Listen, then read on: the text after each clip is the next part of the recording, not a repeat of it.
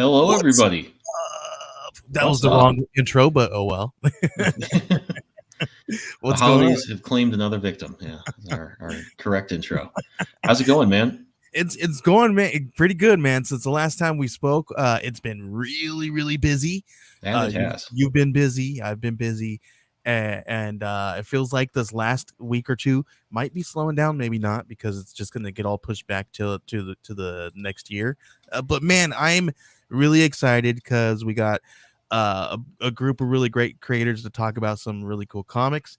We got some stuff to talk about, a little bit about our stuff. But before we get out of the way, I do want to do something a little bit different. I know I didn't tell you this before. But let's do our let's drop our little thing here that or that we are affiliates on. Let's do our affiliate links and all that stuff before, so we can have enough time to talk about all this cool stuff that we're Hmm. going to talk about with all these creators here. So um as you guys know, me and Ben are huge advocates for comic books and the way they are shipped to you guys. So big huge thing here. We are an official partner of Gemini Mailing Supply. So head on over to geminicomicssupply.com and at checkout type in Geek Collective 10 to get yourself 10% off. It's really huge because I know this has saved a few $100s from some creators that I know recently, and we had a couple of friends on that said that they use this every single time that they go to ship. So if you guys are using Gemini mailers and you want 10% off, use Geek Collective 10 at checkout and you'll get a really great discount, especially if you're dropping, a few $100s, few thousand Hmm. dollars on some stuff. You know what I mean? It does you pretty good to get this out. So I just wanted to get that out of the way before we jump in, and with all these other creators. Absolutely. Yeah. Like I always say every week, it takes way too long to draw these things to have them show up getting beat up. So Awesome. definitely want to check that out. Fantastic. So I know we do a lot more. We talk a little bit more about some other stuff, but we have a handful of creators because we got tons of creators to talk to us about Holiday Spirits. You guys know Holiday Spirits is a really great anthology done by Travis Gibb. So he's offered up a grip of his really great creators that have stories in this book. So we want to get over to them and talk to them a little bit. So Absolutely. and And please, will you introduce everyone? we have Daniel Calvin, Hey we guys. have Jerome, Hi. How are you? Mario, and Marcuson. How's it going, everybody? Thanks for coming on. Ciao. Thanks for having us. Everybody at once. How's it going, guys? Marcus on, nice to see you, man. A long time Good no to see you see. too. Yeah, it has been a while. Yeah, it's been a minute. So I want to talk to you guys a little bit about this is the Jerome. You've been on this one a little bit longer than all the other guys. So and I'm gonna go to you because we're gonna put you in the hot seat, man. So which one is this one? This is the third one, right? This is the third volume. Tell us a little bit about Holiday Spirits and how one got kicked off. Well, actually, this is an idea that I came up with while we were working on a little book called Cthulhu Invades Oz. When we were doing that one, was putting the final touch on the lettering and the design of the book, and well, it was the holiday season. And came up with this idea, talked about it with Travis, and he said, yeah, sure, go ahead, man, start this thing, and contact the people that you want in, and we'll do it under the Orange Cone umbrella. So that's how it started, and so we did the first one, and it went well, and so on. Now we're on the third one. Very cool. I love to see a good Christmas comic. I know it's not the most popular time to launch, but it's always been kind of one of my favorite times of year to read stuff, especially holiday themed stuff. So really cool to see this. Yeah, and it's a tough one to nail because well, there's a very tiny window to put these books out, and yeah, it's a tough one, but it's a fun one to do, Hmm. and people Absolutely. seem to enjoy it a lot so far. So Yeah, awesome. So tell us about about the stories that are that we can find in Volume 3 here. well, each for each volumes, I try to reach out to different creators to have very well, because there's so much talented creators out there, and I want to to bring in as much as I can. So and at core, I'm a letterer, so I'm not an editor, and I will never be an editor. So the way that I approach things is I contact the creators and I say, "Do you want to write a horror story about Christmas?" And they said, "Yeah, go ahead." And they're pretty much free to tell the story that they want. So in the end, we have lots of stuff. We have some zombie stories. We have some vampire stories. We have evil elves. We have the Yule Cat story that Marcuson did, and we have Daniel did more Jewish traditional story about Booba, and well, the range is very large here. So Very cool. Yeah, I'm looking at some of these. Some of this artwork is fantastic. I really love this. This is classic. Yeah, this one is, there's a vintage style in this one that I really like this one. Cool. So you guys have been up for a few days now, doing pretty well, I think. Yeah. Ways to go, but Christmas, it's time for miracles. Not that we need a miracle, but yeah, I'm sorry, that line from Die Hard just popped into my head uncontrollably. Yeah. But yeah, really cool stuff. So it's off to a great start, and it's a great looking book. So a few people in the chat here. Maddie Christmas says, "Hey y'all, how's it going, Maddie?" Alan Dunford's here. Matthew is part of the book as well. Very cool. Cool. So guys, if any of you want to tell me tease a little bit about your individual stories and what we can find there, and maybe direct me to scroll to the right one if you have some pages up here on the campaign page. Would love to hear more about that. Cool. Yeah, go. I'm gonna go. Your eyes are moving. Your eyes are dark. Direction. We're gonna call you, man, if your eyes are moving around. So. I raised his hand, so. Okay, Daniel. How about we'll start with you, man? Well, he raised his hand first. Oh, I couldn't see the way this has it. I can never get the thumbnails big enough to see everybody at once, even if I adjust the window. But yeah, we'll go. Mario, if you're whoever had the hand up first, they can go. Yeah. Hey guys, Mario Candelaria here. What's going on? Yeah. First off, I want to thank you guys for letting me be a part of this book. This is really cool. My friend Vasco Giacchini, I cannot pronounce his last name. We got together on this when we saw it was putting together, and we're like, hey, let's go back to the old country, or for him, it's his current country because he's in Italy. But we wanted to do a story of La Befana, which is a traditional Italian folklore about a Christmas witch who visits the children. I think around January 5th. But yeah, it's just something that we haven't really seen represented that much, at least in American folklore. So we wanted to get in there, and it's already custom built for horror, I feel, but witch visits your home. So we wanted to do this, pay tribute to the story. I feel like there's a handful of cultures out there that has something that's similar to this, where prior to Christmas time there's something that comes and wants to scold the kids and make sure that they stay in line, and or scares the living shit out of them, right? So it's we got this one, we got the what else, Krampus. There's so many different things that are kind of, I've never really thought Christmas to be one of those creepy times of the year, right? But I guess it can. I think people used to tell ghost stories at Christmas, didn't they? That was, it's probably like the pagan roots back in the day. Yeah. We were talking to me, my wife were talking about the other day. We were like, oh look, all because around this time, and if you're scrolling through TikTok, all that stuff comes up, all the pagan stuff and roots and everything that comes up, and how everything. It's really cool to kind of look back on some of this stuff. Yeah, absolutely. Yeah, definitely my favorite time of the year, holiday wise. So I love to see all the new stuff that comes out, and it's cool seeing, especially like you said, when you're scrolling through TikTok or YouTube Shorts, you see all this new stuff you never knew about. And, it's obviously really good fuel for some awesome stories. I always love when the holiday merges with horror. There's something about that that just is really interesting, because it's a happy time of the year. Mhm. You're getting Halloween, Yeah. and the holidays like Christmas Yeah. merge together, and that's always kind of unexpected and fun. Mhm.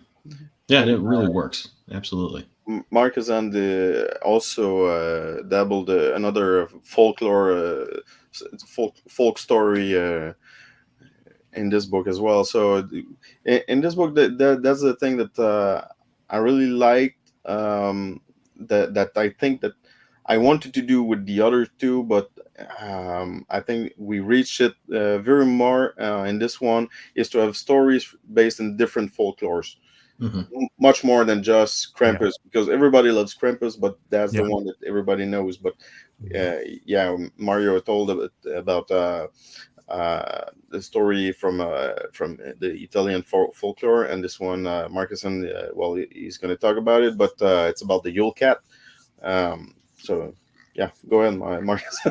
No, I really appreciate you, Drum, asking me to do this anthology. I started, the first comic story I ever did was an anthology story for an Irish anthology called Lightning Strike, and I did a horror story for that, and it featured a cat. It was something I just created myself. So when you asked me to do this, I'm like, I think I'm only going to do cats and horror because I love horror so much.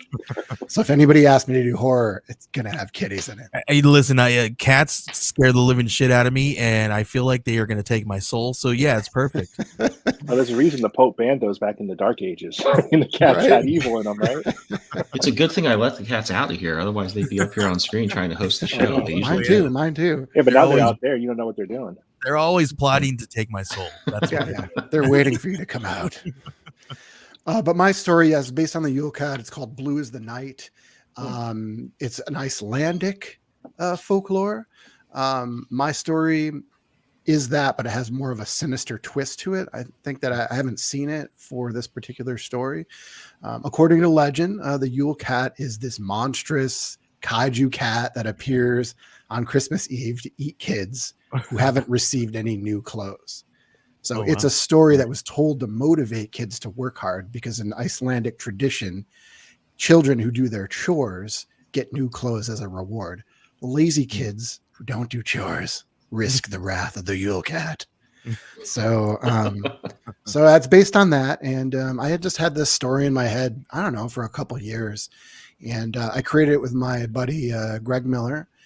He's an illustrator for a lot of TV shows that you may have heard of, The Hospital, Metalocalypse. He's done work on Marvel's Loki, Mortal Kombat, Midnight Gospel.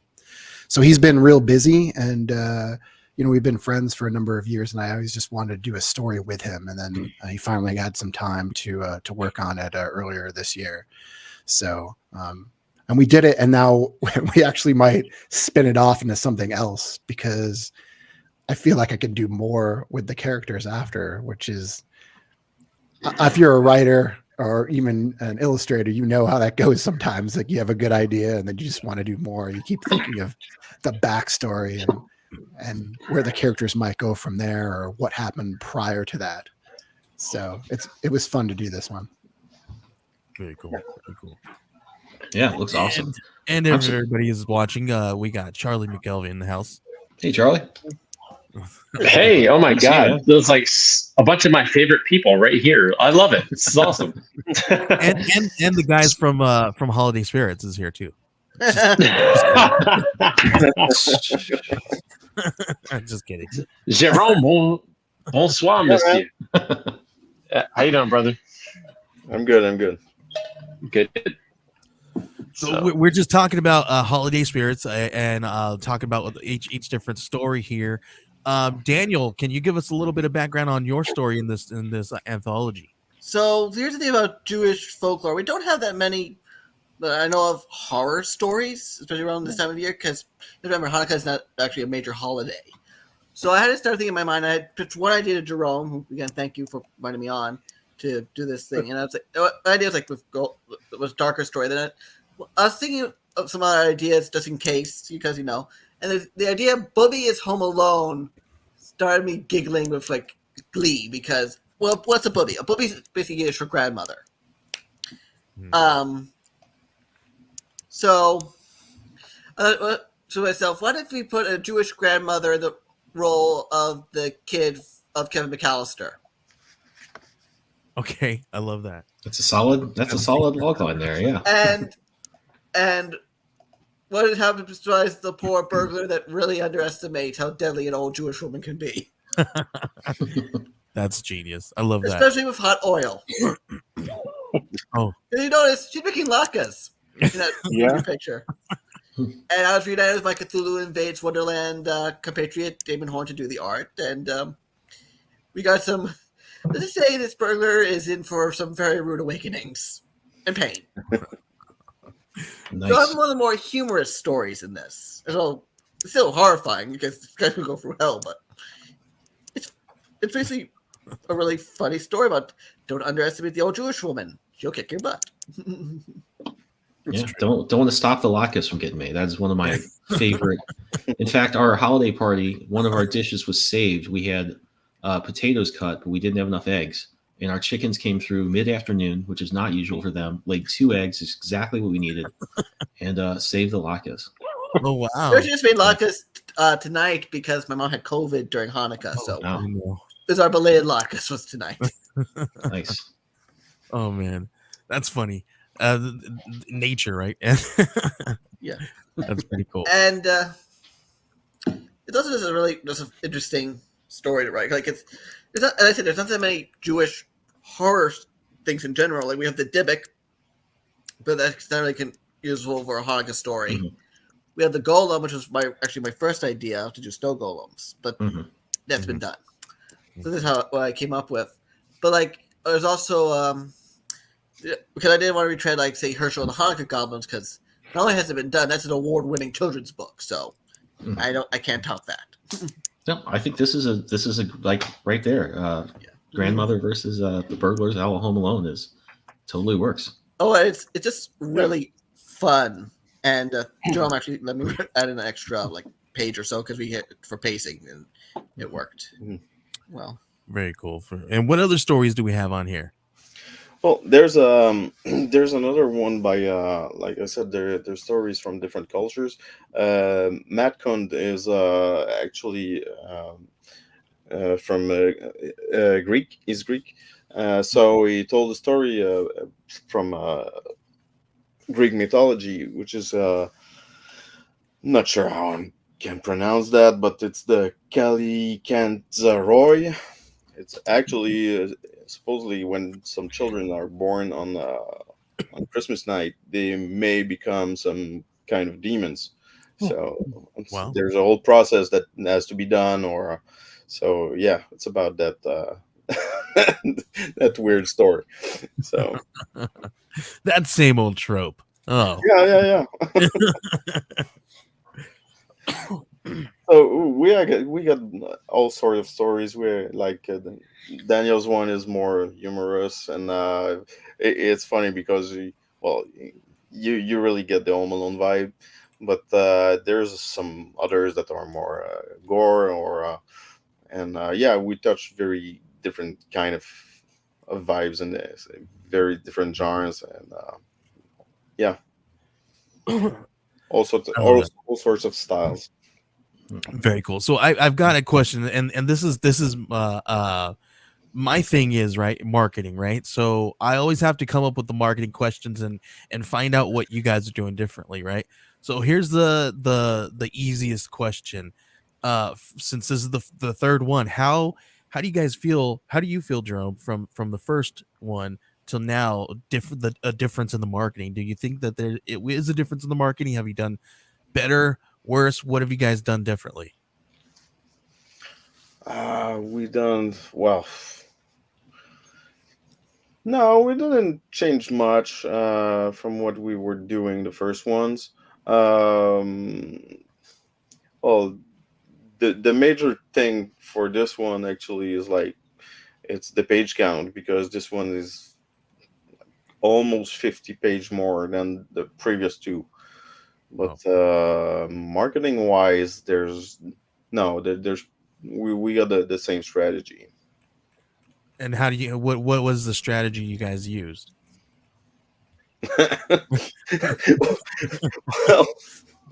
Well, basically, we just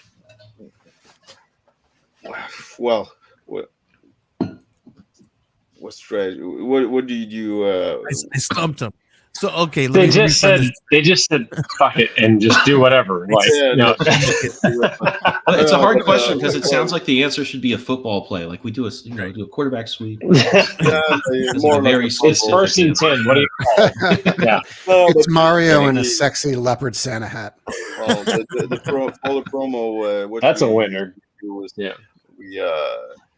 we mostly share on social media, and I So- usually do Facebook ads. So do you guys approach it differently because it is a Christmas themed book in the Christmas season, right? I've heard on a few other shows that we talked about, right? It could be a little difficult to kind of market books in this month, right? Because obviously Yeah. the big one, everybody's holding back their money for their Christmas Yeah, for the Christmas presents, right? And all these different things. So how difficult have you guys found it to market this book inside the Christmas season? Yeah, well, it's tough. Actually, like you said, the promo people have so many. They've been solicited a lot during all the year with all these Kickstarters. So there's not more we can do than just push as best as we can. Yeah, we just keep grinding. I'm curious to know if anybody else sees any kind of difference from their own personal Kickstarters to something like this, and how different it is marketing. Do you guys feel like you have to push harder because it is the Christmas season? I've run. So I ran a. Go ahead. No, I was gonna say, I mean, yeah, a little bit. I mean, because there's a lot of competition for the dollar, right? So you got to find a creative way to get out there. I mean, even if you have people who normally back all your stuff, they might not have something budgeted. If for sacrificing for, let's say, like presents for someone else, right? So it's just trying to find the hook and the gimmick, and I think this is a great, double whammy. I mean, holidays are big business, as everyone knows, and also horror is really, good too. So if you have a fun take like this, it's just really just trying to hit some of those tropes on both ends for holiday slogans as well as some horror puns in there. But yeah, you're in competition with a lot of stuff right now, so it's just trying to find a way to stand out is really key here. Yeah. So I'm gonna. Oh, go ahead. Yeah, no, I'll step back and just take a little bit more of a objective opinion, because I'm not currently running a Kickstarter, but I've run them in December before, and I don't think it's any different in December than any other month. And everyone says, listen, I'm going to say this respectfully. The holidays is an excuse to not perform. And what I mean by that is it's easy to say, oh, I'm not doing as well because of the holidays. Mm-hmm. But it's no different than when you have 400 Kickstarters running simultaneously than when you have 300 running and it's the holidays. Like, it's the same thing. Yeah. So my opinion is that it's no different now than any other month. The challenge is how do you approach it? How do you approach any marketing campaign? Mm-hmm. And I think that's where the key is, and that's where we get lost. We get lost a lot. And I say we, I'm referring to us, because I'm an indie comics, Kickstarter crowdfunding, survivor. And I say that in jest, but also because we've all been there. Like, it sucks sometimes. Like, it's a struggle sometimes. Sometimes you blow the doors off and you go like, what did I do differently that got me funded in 65 hours? Mm-hmm. And then this Kickstarter, which is the same damn project, got me, but a different, like a carryover. And it took me 3 weeks to get funded. What's the difference? Well, I think that's the question we all have to ask. It isn't about when we launch. It's about what we do when we launch. And I think that the onus comes back to the creators. It's too easy. and I say this again as someone who's not running one currently, but I say this as someone who just has done these in December and recognized that I can be just as successful in December as I am in July. Mhm. The real difference comes in how you perceive what you're doing, right? And it comes down to your tactic. Do you adapt and change? Do you adjust and modify? Do you cater? Like, this is a great one to run right now, frankly. Like, Yeah. Holiday Spirits, Mhm. frankly, is like, Mhm. it's way better than anything else I could put out there today, this time of year, because it does fall into, not only is it indie comics, not only is it comics, not only is it an anthology, but it's also holiday themed, right? And so you've got a context that demands funding. The question is how do you market that? And it's a question a lot of us are afraid to ask. And I'm saying that as someone who still struggles with marketing. So I'm saying this again as someone objectively who's looking at this going, it's not about the timing. It's about what do we do? What do you do? How Yeah. do we do? I have to agree with what you say, and so I think I somewhat disagree as well. I think Sure. I mean, the obvious thing is right here is you can't, and I don't want to say you can't, but we have to obviously notice that it is Christmas time and people are spending their money on other things, right? How do you break through, right? Because it is sales, right? And obviously we do all have this this place that we can market our comic books because we all have a lot of the same people that we know, and on and on and on, right? So how do we break through all of the Christmas season stuff, right? And be amongst the the sales ads and all that stuff, right? Because you're right. It's no different than marketing your stuff than any other day, except that you have to break through a larger, maybe a thicker barrier to get through to people, right? Where it might be a little bit easier during the year to kind of market your comic books because people aren't thinking about others outside of their home or others inside their home to buy presents all within a one So period of time, right? So So- let's take what you just said, and again, I'm doing this for education because for myself as well as the rest of the team, right? Mhm. So what time of year is better than now? What To your point, no time is better than now. If you're selling anything, right Yeah. now is the time to sell. There's no Yeah. other better season to sell anything than now, right? And I agree with you, but the question is, or my what I'm trying to say, get the point across here is, I think you have to break through a thicker barrier at Christmas time, right? And how do you do that? You do it with a sharper tool, right?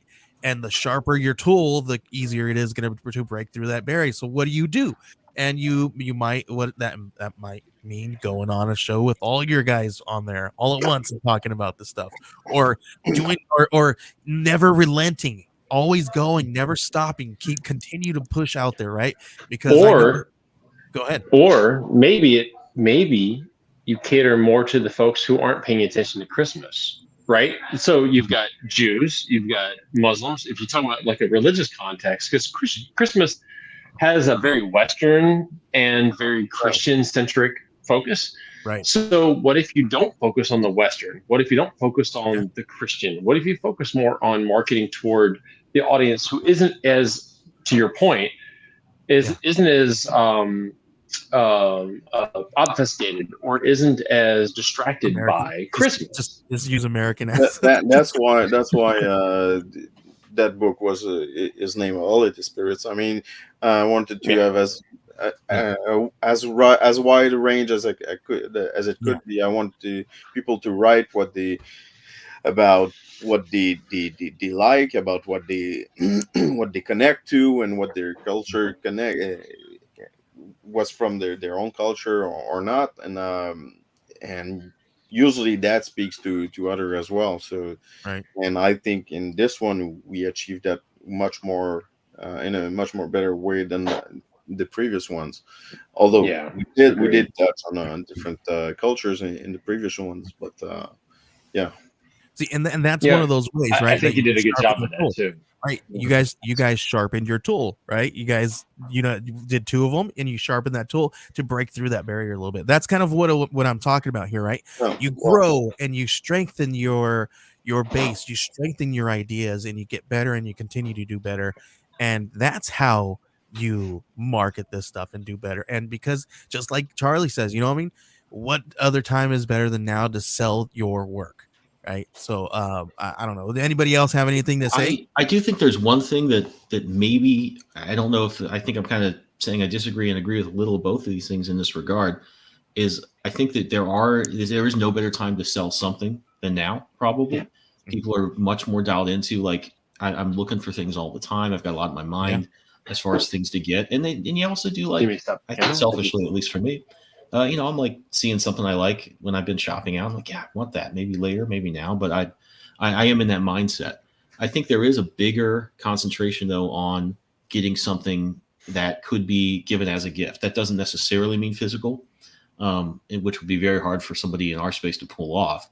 Yeah. But I think there is a real, and I don't know how you'd quite do this on Kickstarter. I've been brainstorming a ton of ways for the next Scarlet Twilight to just offer a lot more than just the tangible book or even the PDFs. That's just a little bit more of a community and experience, and has a little bit of that comic shop on Wednesday feel to it. But there's probably some way to try and create a thing you can give that would be part of a Kickstarter that could be somehow given as a gift, whether that's something somebody can print out. It's something you could send to them that's not too expensive to ship, that they could open on Christmas morning. I think it's a good time to sell, but it's also a different type of selling, or rather a different type of buying that people are looking to do this time of year. Well, there's a handful of great things, right? Like with a lot of these guys that are on this panel here now, you guys all have, a handful of books that you guys can bundle together, right? So here's a quick little idea, maybe for Ben, maybe this coming next year for this season. Just a couple months before Christmas, create a campaign that is centered around all of your work, and market it as a gift idea, right? And just not even if it's real work, new work, just market it as gifts and bundle them together, create new bundles, create some boxes or in box sets. Maybe you have a premium hardcover that you never offered, and upsell that. Like there's handful of different things that you got to do. You just got to there was this thing that we did for Cthulhu Invades. Was it for Oz or Wonderland? I'm not sure. I think it was for Oz. We did like Christmas cards that for people that wanted to offer the book as a Christmas gift. We knew we will not be able to produce it before Christmas, so people could buy that special reward tier where they can send a Christmas card to the people, and this book is coming up, so you're gonna get it through the mail once it's done. So there was this thing that we tried.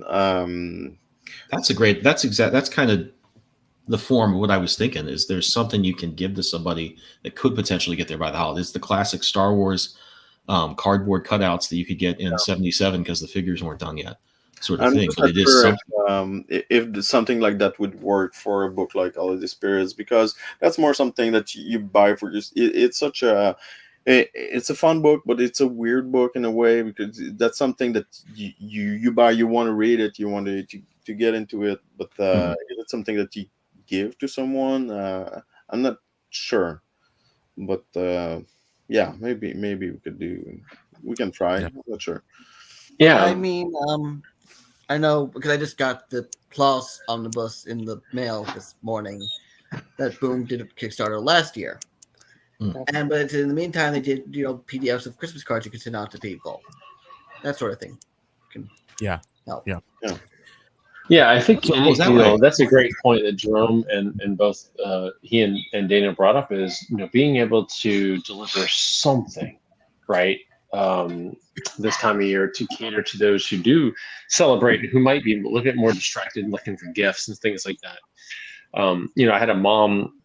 So I'm delivering on a Kickstarter from August. Now there were several delays for different reasons, and that's fine, and everyone's cool with it. But the point is that I had a mom who who actually didn't back the Kickstarter, but she went on my website and bought literally every project I've ever created. And that's cool and all. And she said, hey, is this going to deliver by Christmas? Well, some of that was dependent upon an item coming from this current Kickstarter and delivering at a certain time. And I think it comes down to a couple things. One, if you're not going to have things to deliver by a particular holiday season, giving them something physical. And to Daniel's point, I think it's a great example, that Boom example. And Jerome, same thing. Being able to deliver something. It's cheap for us to go to Vistaprint or to pick your site, right? And to print some kind of placeholder item for a few people who might want something for the holiday seasons. And this comes down to customer service. The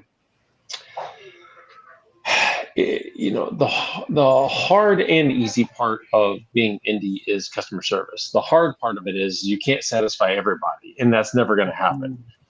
And to think you can is foolishness. So it's a fool's game. If you want to play it, go ahead.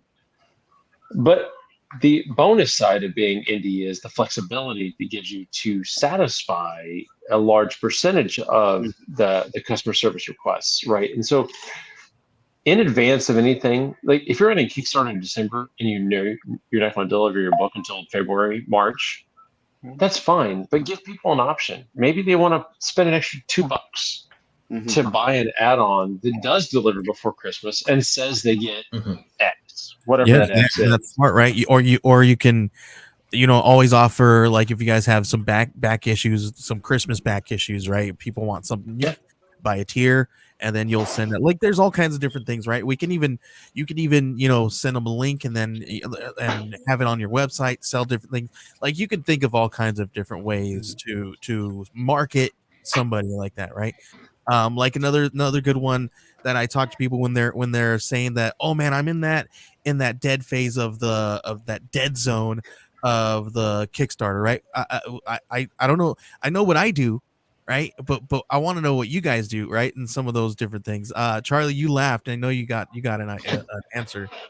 No, well, I don't have an answer. I mean, I don't have the answer, but I have, like a thought. No, I laugh because we all go through that dead zone, and the dead zone is there because of the metrics, right? It's an analytics thing, and it really comes down to something you can't fight, and it's the algorithm. It really. This is all a preparation conversation. What do you do when your Kickstarter is down in that valley? What do you do? Yeah, it's a preparation conversation. You're asking the question of what do you do in advance? Because if you try to wait until you hit the dead zone to think of something, you're screwed. I'm sorry. You've got to be prepared in advance. You got to know that you're going to hit a dead zone. Now, if you're just doing your first Kickstarter, you don't know that. But like Mario, dude, he knows. And he knows what to do. And he's performed well. And he's done a good job of executing in that dead space. And I give you props, not because I love you, but because you have. And here's a quick tip of what I do. It's easy. I mean, it's not easy because you got to think of what to do with it, right? But what you do is you don't sit there and wonder, why isn't anybody backing my stuff? Why don't I got any new backers today, right? You just don't. You don't just refresh the page, no. That's not how it works. Right? You just refresh the page. But waiting to get to the dead spot is the problem. I'll let you finish. Go ahead. Yeah. But what you do is you target the backers you already have, and you upsell the backers you have. Give them something new. Or if you see cover. That you have a new cover, or if you see that you have a lot of digital backers, right? And you have, let's say I got a $5 digital backer and I have 30 digital backers, right? But I only have 10 physical backers or something. But you know that I got to get $50 to get over the hump, right? So then you go and you create a digital deluxe tier, or a deluxe tier with something brand new, or a physical deluxe tier, right? And give them extras, right? And then give them a reason to not like to contemplate on, man, I really should pay $6 more for that.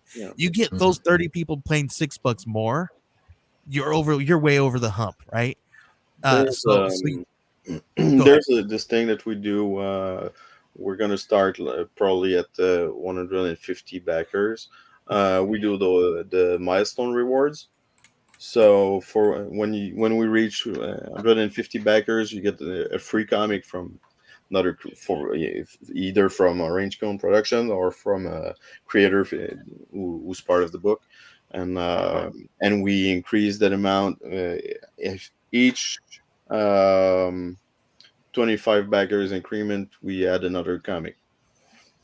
And one of the creators actually send me a full graphic novel to give away on our milestone. So we try to add content. That's something that we do on top of the classic stretch goals and stuff like that. Mhm. Yeah, I don't and know so how I'll it just gets the fans engaged, but I hope that it works. I hope that people are glad to get free comics. But yeah, that's one of the things that we do. no, Jerome. Mhm. Yeah. But everybody has already said, like, it really comes into one word: planning. You know, if you go into a Kickstarter, I don't care what time of year it is, plan to have a dead zone. What are you going to do to Joey's point and to Jerome's point to spark your existing backers to want to back more? You know, maybe they upsell. Maybe it's a digital plus. Maybe it's you add to digital plus, and so the people who do digital want to go up that extra $2 or whatever it is to the plus. What do you do? What do you offer your week 2 backers? You know, maybe somebody is on the fringe and they following the campaign. I learned this from Russell Novelty: is have a weekly backer reward. So if you back at week 1, you get these digital rewards. If you back at week 2, you get these digital rewards. And oh, by the way, if you're week 1, you get the week 2 ones. I do if you see a back lot in of like the day 1 backers and all that stuff, right? But I Yeah. do love giving them Love it. it's extended a little bit out to Mhm. week 1, right? Yeah. Go ahead. Yes. No. I mean, you're fine. I mean, I'm just saying, like, because I don't want to hog the whole thing, because other people have comments and ideas too. But my comment really is just about, like, learning from other people. What are they doing to avoid the dreaded dead zone? Mhm. No one can avoid it. So how do you survive it? Right? That's the question. This is a Sounds you like know, we're talking about this the is- Terminator. Right. Oh How my do you- God, dude, we are. Like, we are. No, I love you, Ben. Marcus, By the way, thank you for putting my campaign in the Oh, of comments. course. You're super sweet for that. Marcus, I I don't want to go to deserve you, it. Marcus. I know you've had a Yeah. few different Kickstarters, and I know you've had a really gorgeous deluxe campaign, and I don't think I've seen you do one of those before. So I want to know a little bit about how you've marketed your stuff and what you did in your dead zones. Yeah, well, I've done 3 Kickstarters. So the first 2 were for single issues for Voracious. You know, we had a little bit of a dead zone in the second one, I think. Usually what I like to do is have like limited edition rewards, and those usually sell out, and then people want those, and so we do more of those. We kind of think a lot of them have to do with art, so it's about the time that Jason has to draw that stuff. But those a lot of those are kind of in demand, and we try to give some free things along the way, as well as, you know, like what people were talking about. But the last campaign, we actually didn't have a dead zone, which was great, because, you know, that anxiety that you have when it first comes. But when By the Horns, I mean, we funded in like 48 hours, something like that. Isn't that awesome when you have a Kickstarter? You're like, oh, when's the dead zone coming? You're like, oh, we're only a week away from ending. Cool. Yeah. So that's great, because then you don't have any anxiety, and then I actually give more stuff away when that happens, because you're so happy, and you're like, I want to give people a reward for helping us reach this goal. You know, we've done that too. We're like, let's celebrate it. Yeah, I mean, I think really, you know, it goes back to the original discussion about like holiday spirits or any Kickstarter. When should you put it up? And I agree, like it doesn't really matter the time. I think for holiday spirits it does a little bit, because you kind of have to do it during the holiday season, because it's holiday spirits. You don't have much of a choice there.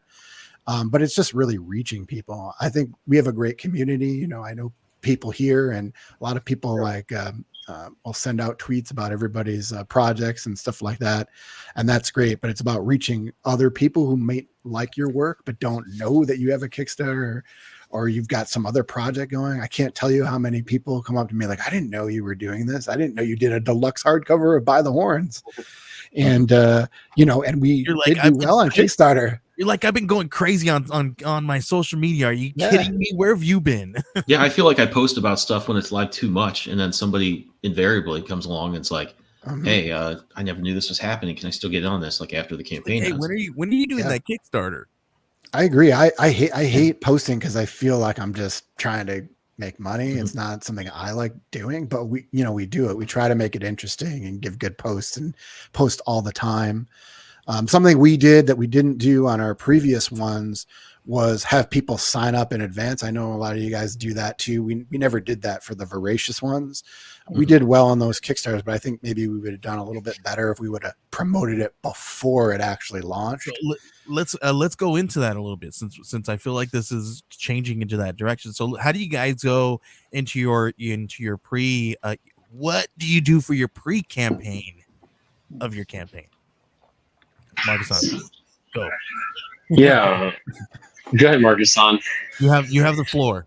Oh yeah, well, we sent out emails a lot to people that we know, just letting them know that we were going to have this Kickstarter.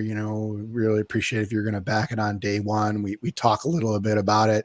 We sent out like free previews to stuff, so like friends, family, just people we know, and then to spread the word. Not necessarily, it doesn't even have to be online, but that would be great. But even if you just let people know outside or through emails or forward it on. And then of course we had the page where you could go and save it for when it comes on. And I always set up a ton of interviews. I do a lot of interviews actually, which is crazy. I put them all up on my website and I'm like, wow, I can't believe how many interviews I've done. So I always try to do that. I'll do interviews with anybody. I did an interview with like a high school kid who was into dinosaurs. So just to sell Voracious, so, and now that kid's got like this huge channel that he's doing. So you never know what's going to happen. But yeah, and then we just really try to think of like creative rewards, I guess, for our books. Like for Voracious, we gave out aprons, I don't know, just something that's a little bit more unusual that you haven't seen. We did drinking horns, like nobody's ever done that before for a comic. And yeah, I actually own a drinking horn, so holy crap, you're speaking my language, dude. Yeah, it's pretty cool because it has it's got Elodie is the lead character, and she's got this horned skull symbol on her jacket, and so it's etched, it's burned into each horn. So it looks it's pretty stuck cool. in its thing, but there is a drinking horn back there Yeah. from medieval times in New Jersey. We have Mario. He's going to step out here. So Mario, we want to talk to you just a little bit before you head out. Give us a quick synopsis of the story, really quick, that you do, and a little bit about your work, and then you can head out, man. Yeah, sorry, I gotta run. So my story on this book with Vasco Giacchini is the story about Befana, which is an Italian folklore that we dove into about a witch that visits children around Italy and looking for the child. That's just, we felt that, witches and visiting children at night was perfect for the theme of the book, and we dove into it.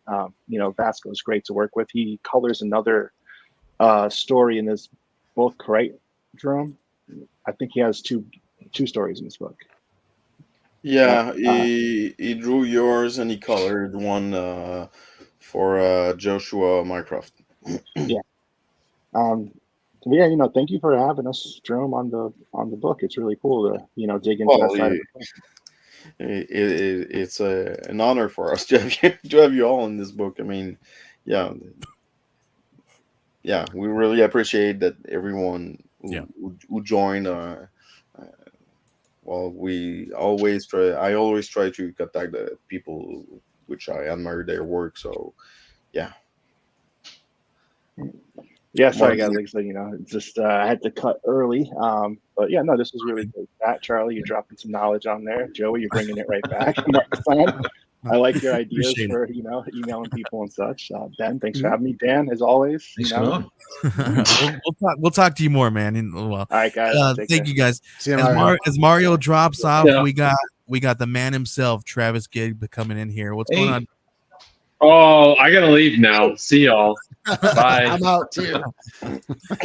That's I see. Normally, when the party starts, when I show up, I am not aware of the leaving, so I'm very confused. When I said, "What is creepy, Charlie?" I don't know what that like graphic thing is. I look. I didn't even do it. That's the best part. Is like. Yeah, I don't know where that graphic thing came from. You are way too old to like have all these cool effects going on. Like, what is happening? But no, I was laying in bed and I felt guilty. I'm not feeling great, but No. I had to come on. Charlie was dropping some wisdom, and I can't just let Charlie be the smartest man in the room. That's just not allowed. So, what's going on, guys? No, the reason you came in is because you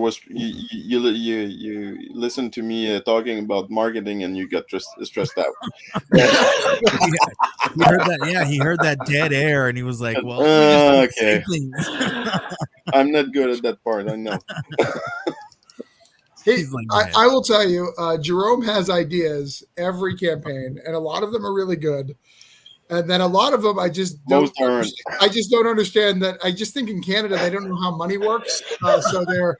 I was like, that's a great idea. If we had like $10,000, that'd be great, Jerome. Well, we're socialists, so Right. everyone should pay for everything. Jerome's like, we get a little exposure if we can get a float in that New York City parade. I was like, yes, we could, Jerome. Yes, we could. But Yeah, but those balloons are like $10,000 each. The thing is, $10,000 to get in the parade as well. Like you actually have to pay to be in there. well, the thing is that Americans kept telling us all our lives about the American dream, and I'm just trying to be part of it, and you keep stopping me from it. Oh, the American dream. That's a whole different conversation. We'll let Daniel have Well, that we have one. Daniel here, so it's perfect. I don't know what to say. There's a reason why I just, in my book, American Dreams, I shows both the pluses and the bets, pros and cons of the whole American Dreams, with a bunch of history and superheroes. I'm not doing Hershey Homebrew over here. The reason why our star is a poor Jewish immigrant in American Dreams. Very cool. Okay, it wouldn't be as fun a story if it was J.P. Morgan. Well, he wouldn't look as good in tights. That's probably a given. That is Yeah. definitely true. Speaking of someone who looks good in tights, Travis, we got to go to you to talk to you a little bit about Holiday Spirits, man. Tell us a little bit about this book, since you're the one that we need to hear from. Actually, you're not. This concept was created by Jerome. Jerome is the one who set it up. Orange Cone obviously produced it. Jerome is a partner in crime in anything Orange Cone. I gave it some Travis magic. I gave it a little flair, a little buzz, a little thing. So we added, I added the Orange Cone likes to do when we do anthologies. Charlie actually said in his newsletter, because I read all of Charlie's newsletters, he's like, I don't love anthologies, but I love Travis and the creative team that he gets. Hey, I did say that, by the way. I like the honesty. He did. I read the same thing. The reason why I think people resonate with our anthologies, we add that flair, we add that element. So in all of our stories, we've had this character called Marley. He's a descendant of Jacob Marley from the Christmas Carol. He happens to don on a suit that looks like Krampus and murders people. And we have been telling his origin story in reverse. So in the first volume, he was on the electric chair.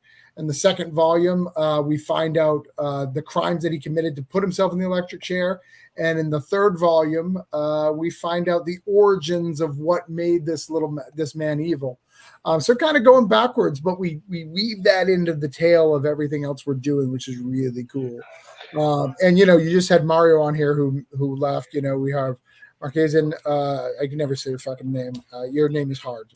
Marquesan. Marquesan, not so. It just always feels like I'm. like every time you watch those Japanese movies, they say the name wrong and then like dishonor to your family, dishonor your cow. Like I just don't want to do that. And, like, That was a Disney Not on my Mulan reference, by the way. I got that reference. I feel like Right. Captain America now. I assume that's what American Yakuza is about, right? Someone says Yeah. Marcus' son's name wrong, and like shit goes bad. It's just a horrible thing. Like that, I've only seen a couple of the pages, but that's just what I assume happens based on that.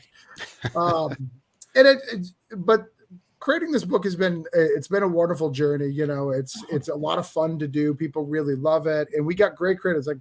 Like I said, Daniel's back doing some stuff with Orange Cone. We've got. Did you announce that David Byrne's in it and doing Canceled? No, I haven't. So here's something cool. And I haven't told about the long tail that we have, the prose tale drawn by Oh Patrick. yeah. So we try to grow and get bigger and bigger. So- So you I was guys trying were to get talking to about that marketing. before I put this You back guys, up. Oh, yeah, my you bad. guys were talking about marketing earlier. My One fault. of the things that we've done in marketing, we've got Cullen Bunn on here. So we got a Christmas story from Cullen Bunn. Who's You that? know, who's that, right? Who's Cullen Bunn? I have no idea. I don't read that stuff. David Byrne has canceled that was part of Scout that had a I know who that Kickstarter. is. We That's actually a cooler have, name. we actually have a canceled story in this book. So we have a canceled horror story. And we don't even advertise on the page because that's next week. Because what you do in marketing is you keep the hype going. When Charlie asked earlier what you do to keep the dead zone. That's why we don't highlight that. Next week we'll highlight that. That was me, but Big- yeah, big I'll thing. say that. We'll let you have that one. What's that? Nothing. I said that was me, not Charlie. But yeah, Well, I always saw Charlie yelling about the dead zone. What do we do to fix it? And that's what gave me to come on. I was like, let me tell you what. Charlie ran away. He was intimidated. by oh it. yeah, he got mad. He said nope. He got mad. He said nope. Causing drama. It's been that kind of week in indie comics. He said he started talking about me and he just left. Yeah. No, What are So- you talking so- about? There's drama this week in comics, Ben? It's no, been fine. no, we don't talk about Drama that. in Just comics. another week in comics. Travis, Rarely I know does. you've done a handful of like two campaigns in your life. Right. So so what do you do in the dead zone, man? Well, what we do is we always plan for the dead zone, so you have to keep the There you hype go. going. That's why you have rewards. We haven't done it yet because I've been a little sick and a little under the weather, but you do backer rewards. So you do every backer, so many numbers, you continue to talk and hype. So there's always something new and exciting coming on. Yep. Next week, we're going to start the last week till Christmas. So every day as an add-on in this campaign, Jerome is, by the way, shocked about all this because I never communicate properly to Jerome. Every day. With just Jerome or No, everyone. If you send me a message, I will probably not respond to you. not until the 10th time. Right. Or you start just sending me like a bunch of messages without replying to the question that I asked. Well, that's how he works. So you got to get used to that. If you're not used to it by now, come on, Jerome, what are you doing? That's no, Process. That's a surefire system that I got going. So what we'll do is one of the positives of having a campaign that's ongoing, that you've done a few things. We have a bunch of swag. So we have like special covers and we have things that we're going to add as add-ons that aren't in the add-ons now that we'll just go, we have 5 of these. You want to buy them to keep the momentum going. Because the whole goal is to keep this going. We have a big goal. It's 12K during Christmas. Yeah. Like, it's really, really hard. But I believe our team can do it. I believe we have some of the best creators in the business. And that's the key, right? It's you don't relent so that you don't have a dead zone. Right. Earlier I said, doesn't it feel good when there's no dead zone, right? And the reason why there's no dead zone is because you never stopped and you kept going. You always have something new coming out. You're always dropping something good. So and you plan for it, just like Charlie and just like you're saying. You got to plan for this stuff, right? That's why it's a campaign. You have to plan for these things that you're doing, right? So what do you do pre-campaign though? Obviously we have the we used to be really good at it. We used to do a countdown and all sorts of really good things, and I highly recommend all those things. But we do the pre-launch at least. We talk about it for months in advance. That's the things that we do. This one's a little rough, you know, because we had back to back campaigns. Ask Charlie, who's a backer of all of them. He's like, what? He's like, I just gave you money yesterday. Like, I don't. I know. I'm broke. Thank you, Travis. So like, you totally destroyed my December budget, but whatever. It's fine. You know, Yeah. you don't have that many kids that need Christmas presents, so it's fine. You know, like other people have a lot of kids. Well, the problem is that your Christmas budget is not anything that everything that Travis does. So next year you have plans that you're just putting away Travis money for December. Never mind that I'm paying Travis to write scripts too. So forget his Kickstarter campaigns. You just have a Travis Kickstarter campaign, budget. that you put jar. in. Yeah, I've only sent you one invoice this month. Come on now, Charlie. That's not much. No, that's fair. That's fair. We also did for this campaign. We also did the trailer that we shared on social media. Oh, that's great. I think this helps a lot because that's another big one, right? Yeah. A big, huge thing that I've always told everybody is find a way to have at least just a trailer or something up there to kind of give people like a little bit of a behind the scenes, because it's great looking on the campaign page and flipping through all that stuff on there, right? But something visual, something fast paced, something with some music, give me a little bit more senses, you know what I mean, to kind of feel it out.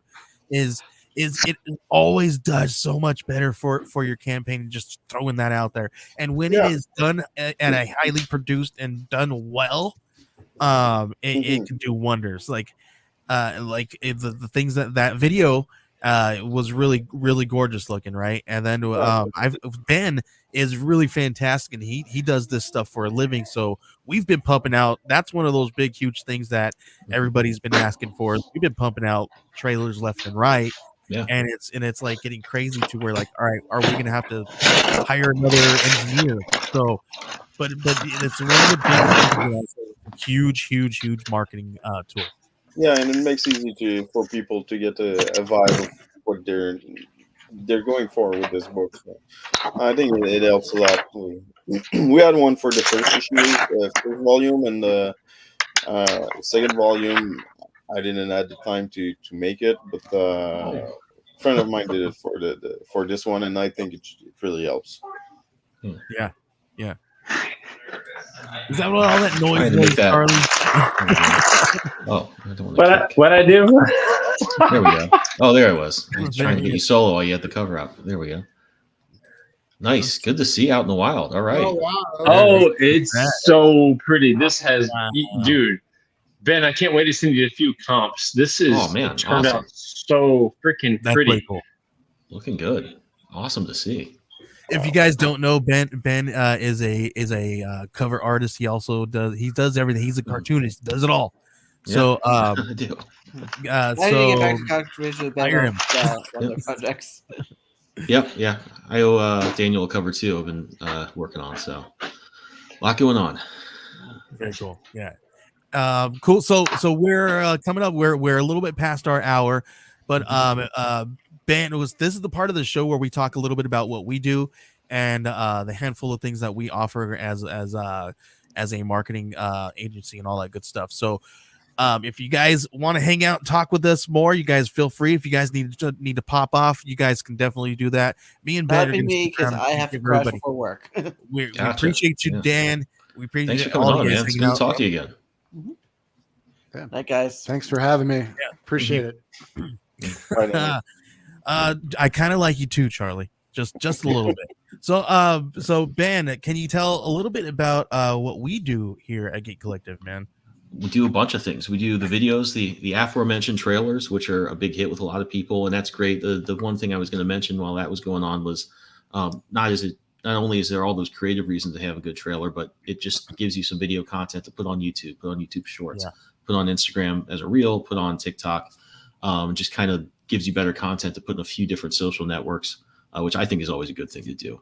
Yeah. Additionally, Joey, this is more what you do, but putting together those campaign pages, consulting on costs, stretch goals, all that stuff, things that creators like myself need a little help with. So So if you guys didn't know, Geek Collective is a full service comic book creative studio. We do everything from concept to shelf, and we can help you guys with everything in between.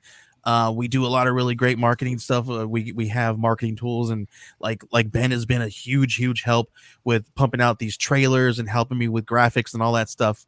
We build campaigns. We will help you. We have different resources and different print partners that we have, and we have lower costs and things of that nature that we have with them. So we're definitely doing things that we're trying to kind of. I feel like I want, like, I don't hate saying this but it kind of is like disrupt the system a little bit and create a new market for like what people want and what people need, right? So that's kind of what we're doing. We're creating this resource where we have everything at our fingertips. So everything that I find, like, if all the resources that I get, you guys will have access to. This next season here in 2024, we're going to be talking with some partners that we're going to possibly be doing some overseas distribution, so that we can cut costs down for overseas distribution and shipping and all that good stuff. So we're going to be trying to see if we can implement something like that in Australia, Canada, and then we're also going to be talking to somebody in the UK as well, so that we can do drop shipments and then lower the cost for comic book creators and stuff like that. So we have tons of really cool stuff that we're working on. But one big, huge one in February that we're going to be doing is we're dropping a magazine. We're going to be doing a magazine with 3 new comic books from its first appearances. We have one from Benjamin. He's going to show us a little bit of his artwork here from his campaign. Ben, tell us a little bit about your book. This is the cover here. This is called Archetype. It's a geek culture magazine. We're going to be doing all kinds of really cool stuff. We're hoping, if we can sustain this, we're hoping to do this once per year, and then maybe in the long run, if we can continue to do something awesome, we have a lot of people that are working with us on this, we might do something quarterly. We'll see how that works out, but what the goal here with this thing is kind of it's another marketing tool to kind of help the creatives out there, right? So what we're doing is we want to, in February, in the early few months of the year, we're going to be doing a campaign like this for works that are going to be dropping in the summer. So if you guys have like a summer campaign in 2025, let us know, because we want to feature you in the second issue of Archetypes. And what we'll do is we'll throw 5 to 8 pages of your story, finished works, within this thing. You guys will work out deals and stuff like that, so we can pay you guys and all that good stuff if you submit. So we're hoping to do something like that, so that this is one of those things, like Travis is saying, you never let go, you never relent, right? So if we can, the goal with this is we'll market it in February, and then we will hopefully in March, April-ish, May, we'll do distribution print in somewhere within those months, so that by the time you guys are dropping your summer release of that book that was within these pages, you guys can use that as a marketing tool as well, and you'll have some on hand to also throw in your as freebies or whatever you guys want to do to market that as well, so that people can read the story before they purchase it through your campaign that is running that month. So that's kind of the idea of what we're going to do. I don't know if it'll work. It's just an experiment. Let's see if it works this year. So we have 3 new stories, one coming from the people behind Grandma Chainsaw. We got Beneath the Lighthouse. They are doing dropping this one. It's a kind of a horror story. A guy on a ship, he's stranded in the middle of on an island, and he doesn't know if there's something sinister going on. Looks like he's got a bag of money here. This is the first 3 pages of this story here. We got one dropping from Ben. Ben, what's your story called? My story is about a new character that's in the Scarlet Twilight universe, which I'm ramping up to do. I can show some artwork from that in a second, but it's about a guy named Ace Falcon. He's kind of a pulp hero like a lot of the other ones I do, but it takes place in the Scarlet Twilight universe and is kind of building up to some of the characters that are going to be featured in the next Scarlet Twilight. So kind of doing a throwback, rougher style here that's a little more for like a Western pulp adventure, kind of an Indiana Jones type thing. So it's been a lot of fun to work in this style. It's been a lot faster. It's just been like, wow, this is how comic books are supposed to be drawn. So I'm having a lot of fun with this one. And we have one more from another team called Yep, Mother Wolf and Cub. this is my pal Raphael Flores Jr. here. This is his debut of this story called Mother Wolf and Cub. It's kind of it's a play on the La Llorona story, and so this is a self-contained, just a few pages of this story here. It's self-contained. It's a short story, and we're going to be featuring this one for debuting his work in this. I think it was a 2022 finalist for, I forget exactly which contest that he did, but it's a really good story. It tells a little bit about Mother Wolf and Cub. She's a kind of werewolf, and La Llorona tries to come and take her children and drown them in the river, and she's a mama cub. Mama ain't gonna let her cubs die, right? So we're gonna be debuting this one in there too, and then we're also gonna have some marketing tips and tools from some friends and stuff like that. We're gonna be doing some articles, and we're gonna have a special featured article from Geek Network. So stay tuned. That's going to be coming for you guys. We're going to be dropping that one sometime in February. We're going to be doing all that stuff. We're getting it all ready and set up for you guys right now. So yeah. It's gonna be fun. I really hope that this is gonna be work out the way we want it to. So yeah, hope so. And to answer Brian's question, is this kind of an indie crowdfund heavy metal? That's exactly what I hope it'll be. Something that with a little bit of Wizard pinched in there. Definitely tipping our hats to all those old school fun magazines, right? We wanted to create this one thing, right? This has always been in my head to kind of do something like that, right? Because I'm a child of the 90s, right? So in the 90s there was a resurgence of punk rock, right? So I was a punk rocker, kind of like Travis was, you know what I mean? And I would in my high school days, we created like little old school zines, right? We folded the papers, we took it to Kinko's, and then we passed it out at the punk rock shows, right? So I wanted to bring that kind of back to and do something like that, but do it on my own, do it my own way, and kind of do and curate something really fun and exciting. And I was like, well, where we do this marketing stuff, and we have these tools that we just come across and that we just kind of experiment with, and we see other people use and do. Why not just kind of continue to help and give people, because that's what we're here for. We're here to help get books into people's hands, right? It's not about holding that back or hemorrhaging anybody's money or taking anything from anybody. It's about getting something into someone's hands, and that's hopefully what we're trying to do with this. So maybe it works. Maybe we'll let you guys know at the end when this prints, if it works. So that's all I got for right now. We're hoping. Okay, I think we're right now. We're thinking it's going to be once per year, and then in the future, if we can sustain it, if we have enough people that are going to be contributing, then we might do twice a year, and then we'll kind of go from there and see how we can do it like quarterly and things of that nature. So we'll see how we can sustain it with the amount of manpower and hours that we have, because right now it's just me and Ben. we're the guys doing this stuff. So and we're taking contributions from other people as well. So we'll see how it works out. Yeah, I'm optimistic. I think it's gonna be a lot of fun. Yep. Either way, even if it didn't work, the positive of it is you guys are running campaigns all the time. This is just another add-on that they can offer, as an update or as a 50 backers, that helps them not have to hunt that down. Because the worst thing is when you start a campaign and you don't know anybody, you have no connections, and you have no free books to give, right? You don't have that. This helps you. All right. Yep. The guy we have has one thing that's in their network that they can offer at least once a year. That's insightful. That I think is a value add. Yeah, absolutely. Absolutely.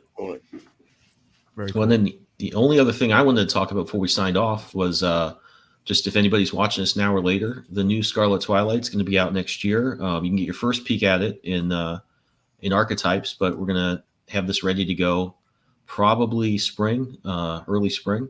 I'll be launching on Zoop, and I'm going to have another issue on Kickstarter that has some other content that will lead into this. So if you want to check that out, I'm going to throw the link in the comments. So if you're watching this later, you can check it out. And I'm really pumped to get this one out there. Yeah, and if you guys time it right, if you guys back archetypes, you can get a little bit of the story before you read it, before you back his campaign. So check it out. So this is definitely one of those things that we kind of wanted to do, right? To kind of generate that I just mix it up a little bit, right? We'll see how it works. So that's about all we got. And you guys got anything else? Travis, I know you got this one coming. What's coming next for Orange Cone next year? So the first 2 books we have Voodoo Nations. So we've been owing you guys a Voodoo Nations 4. So that is going to be up on the chopping block for January. That'll be our January Kickstarter. And then February, we're going to have a new Brokedown. So we're going to do a Brokedown anthology with some of our good friend Jonathan Hendrick and Chuck Pinu. We got him back to doing some stuff. So we're going to do some cool stuff.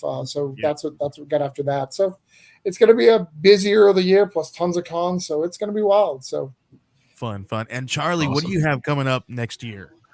I know you got a new one.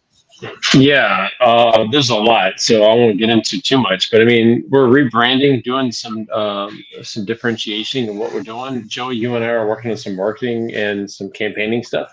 Yep. But really, just kind of rejuvenating what we're doing and refocusing around the brand as a whole. So you'll see more Spider Squirrel, but you're going to also see a lot more just Zion in general. So Travis and I are working on a project together that I'm really excited about. And Jordy Perez is on art chores, and she just finished up Firefly for IDW. So she's ready to go. Yep. So we get a couple OGNs coming. We get a couple of just new projects coming, and working on some format stuff. Like I've got a for anyone who's interested, DM me. I've got 25 copies of a digest size. It's 5.5 by 7 inches.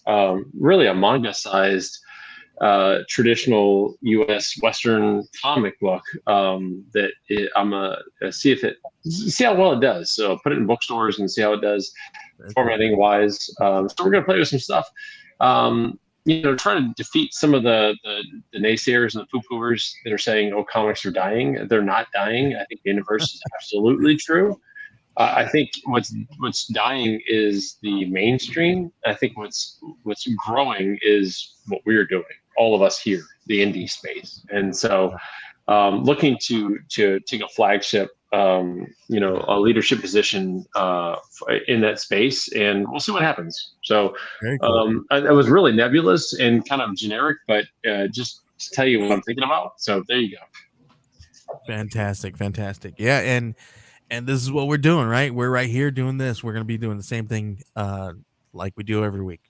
Right, but not the next couple weeks, because except for the next 2 weeks, because we Merry are Christmas, Happy Hanukkah, Happy Kwanzaa in January, late January, February, I guess. Happy Ramadan. So yeah, so thank you guys for hanging out with us. Yeah, this is our last show. Yeah, this last show of the year. So I'm actually really offended you guys will not be here for Christmas. Yeah, nope. We will not be here for Christmas because we're gonna be doing our family thing. Because I don't want to set this up during Christmas time. Come on, man. Whatever. So, we'll see you guys next year, I guess, right? Absolutely. See you in 2024. We'll be back talking about some really cool stuff. There's all kinds of really great things happening in January. There's going to be a new crowdfunding space that is going to be dropping sometime then. So keep an eye out for that. We got all kinds of really fun stuff. We're going to be marketing some of Charlie stuff. We're going to be marketing some of CJ Hudson stuff. We also have another one. We have Grim Reefer we're going to be talking about as well. So stay tuned next year. There's tons of stuff happening. So keep an eye out for everything that we're doing. Everything that all these guys on this panel are doing. Fantastic. Yeah. I think this panel kind of like sums up everybody in this whole year. Like, that is one thing we are going to do, sidetrack, is next year, this show here, probably in this seat, we're probably going to do it differently. What we're going to do is we're probably going to sit back and do kind of like a year in review about Kickstarters. We're going to start from from January. So we're going to start next year talking about we're going to sit back and we're going to look at all these really cool Kickstarters that are month by month. We're going to write them down on a piece of paper, and we're going to go old school with it, pencil and paper. And we're going to talk about those stuff at the end of the year and kind of do a little countdown and see which ones we really loved and how they kind of fleshed out with and all that good stuff next year. It's just going to be about a fun like story to tell. I guess. I don't know. Well, we'll see how it goes. Absolutely. Ben, I think it's time to go. I think it is. Guys, everyone, thanks for coming on the show. It was awesome talking with y'all and seeing you again. To everybody watching, thanks for tuning in, and we will see you in 2024. Have a great holiday, and have fun and be safe.